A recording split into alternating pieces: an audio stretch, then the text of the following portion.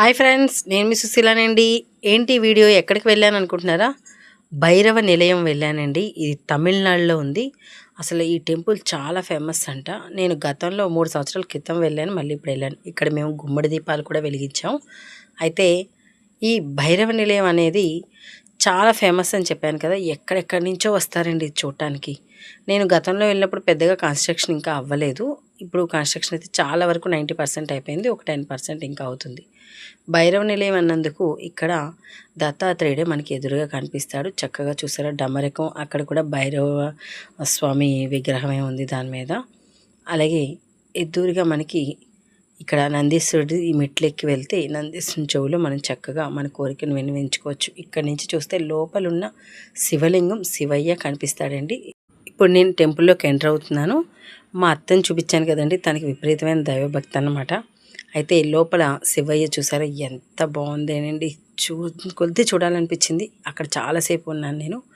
బయటకు వచ్చాక ఇంకొక శివలింగం కూడా ఉంది బయట. అలాగే పల్లకి స్వామివారిది ఉయ్యాల సేవ అన్నమాట. ఇంకా టెంపుల్ బయటకు వచ్చేసాం. పక్కని కాలభైరవ స్వామి టెంపుల్ ఉందండి. లోపలికి వెళ్ళి స్వామివారిని దండం పెట్టుకొని వచ్చాం.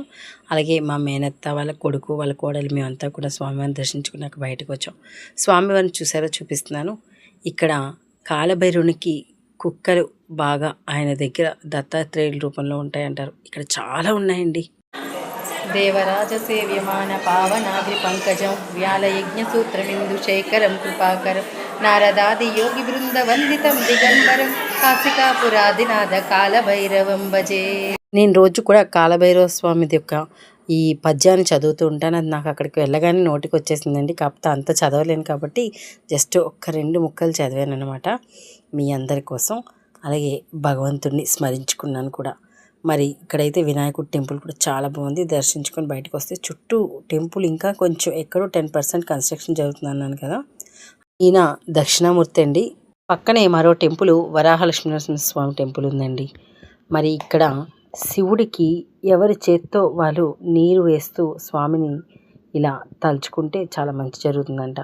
అయితే బోళాశంకరుడు కదండి, నీళ్లు వేయగానే ఆయన అడిగిన కోరికలన్నీ తీర్చేస్తాడు. నేను మా అత్త కూడా మనసులో దండం పెట్టుకుంటూ నీళ్ళైతే పోసాం స్వామివారి మీద. ఆయనకి అభిషేకం చేసుకున్నాం.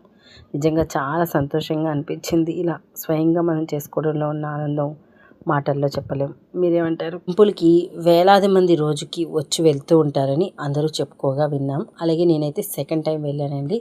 దక్షిణామూర్తిని దర్శించుకొని వచ్చాక ఇక్కడ అన్నదానం దగ్గర భోజనం కూడా చేసాం. మరి నా వీడియో నచ్చిందా? నచ్చితే లైక్ చేయండి, షేర్ చేయండి, సబ్స్క్రైబ్ చేసుకోండి.